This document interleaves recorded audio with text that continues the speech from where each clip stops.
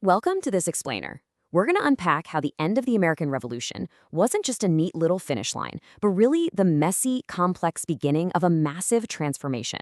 We often think of the revolution ending with a perfect bow on top, but the reality is that the birth of the United States delivered wildly different outcomes depending entirely on who you were.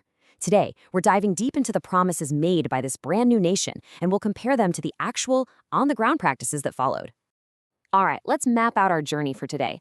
First, we'll look at building a new republic, then the end of mercantilism, followed by women and civic equality. After that, we'll cover the Loyalist exodus, and finally, the unfinished revolution. Let's jump right into Section 1, Building a New Republic. So right out of the gate in 1776 and 1777, the colonies completely tossed out the unwritten British Constitution. In its place, they started drafting their own state constitutions based on a truly revolutionary idea, popular sovereignty. But here's the fascinating part. They all went about this experiment totally differently. Take Pennsylvania, for example. They went all in on radical democracy. We're talking a single-chamber legislature where literally all free men could vote, whether they owned land or not. Contrast that with Massachusetts by 1780. They set up a much less purely democratic structure, opting instead for a three-branch government with strict checks and balances, which they actually ratified through local town meetings. And you can see the massive macro promise of this era perfectly captured on December 23, 1783. George Washington was, without a doubt, the most powerful man in the 13 states. But what does he do? He voluntarily hands back his military commission as commander-in-chief. By stepping down, he basically guaranteed that the U.S. would be a republic run by civilians, rather than just sliding right into a military dictatorship. It was an absolute game changer. But, high-minded idealism always meets reality eventually. The very first national framework, the Articles of Confederation, ratified in 1781, allowed each state one vote but severely handcuffed the national government. Congress couldn't levy or collect taxes, they had absolutely no power to regulate foreign or interstate commerce, and there wasn't even a federal judiciary to speak of. So you were left with a post-war Congress that was incredibly weak and just largely ineffectual on the world stage. Moving right along to Section 2, the end of mercantilism. Political independence set off a massive economic earthquake. Breaking away from the British Empire triggered this incredible domino effect that basically killed mercantilism. First off, all those old British restrictions limiting colonial trade and manufacturing, gone. Poof. Second, Americans started rapidly opening up brand new global markets and trade relationships entirely on their own terms. Third, vast Western territories were opened up for settlement, creating huge new domestic markets. And fourth, domestic manufacturing just absolutely boomed. It sparked this unprecedented era of economic expansion, making American society way less aristocratic and a whole lot more meritocratic. Now for Section 3, Women and Civic Equality. But here's the thing.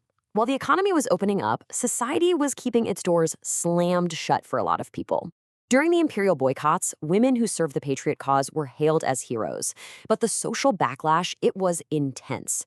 British prints from 1775 mercilessly mocked these politically active women, depicting them as immoral harlots just sticking their noses in men's business. And unfortunately, even after the Americans won the war, all that unprecedented political participation by women did not translate into voting rights or actual civic equality. Instead of full equality, society shoved women into a very specific box, what became known as the Republican mother. The idea was that for a Republican society to survive, it desperately needed virtuous citizens. And whose job was it to raise and educate those future citizens? The mothers, of course. Now, this expectation definitely opened up some really critical new educational opportunities for women, but at the end of the day, it essentially ensured they were restricted to the home and kept firmly on the sidelines of the new American polity. Next up is Section 4, the Loyalist exodus. We have to remember, not everyone in the colonies was a patriot. For the Loyalists, the end of the war was literally the end of their world as they knew it. Look at this number, 60,000. That is an absolutely staggering figure for the late 18th century. It represented a massive demographic chunk of the colonial population at the time. About 60,000 Loyalists from every single rank of society were forced to pack up and leave America, living out the rest of their days in exile from their homeland. So where did all these people go? Well, the Treaty of Paris was actually supposed to protect Loyalist property and offer compensation, but the American states totally reneged on that deal, just continuing to seize their assets all through the 1780s. Because of this, a lot of folks fled to England, thinking they'd get a warm welcome. only to be treated like complete strangers and outsiders. Many more ended up in places like Nova Scotia, New Brunswick, and Quebec. They were basically forced to rebuild their entire lives from absolute scratch on the remote, freezing peripheries of the British Empire. Which brings us to our final section, Section 5, the Unfinished Revolution. Here, we really have to confront the heaviest contradictions of this new republic, the massive unresolved inequalities around slavery and Native American lands. The revolution was supposedly built on the rhetoric of liberty, right? But for so many, it delivered the exact opposite. Just look at the Black Loyalist experience. In 1783, thousands of formerly enslaved people evacuated with the British Army, hoping the British government would actually honor its promises of freedom. They were shipped off to Canada, the Caribbean, and Great Britain. Thanks to the efforts of leaders like David George, a Black loyalist and preacher, some actually eventually settle in Sierra Leone in Africa. But true equality? It remained incredibly elusive. Even as free people within the British Empire, they still faced crushing social and economic marginalization, including strict bans on owning land. Back home domestically, the situation was completely fractured. On one hand, the revolution's grand rhetoric of equality did inspire most of the new northern states to pass gradual emancipation laws, and we even saw some manumissions in the Upper South. But tragically, down in the Lower South, some enslavers entirely revoked the freedom they had offered for wartime service, forcing freed people right back into brutal bondage. It was a bitter, devastating betrayal.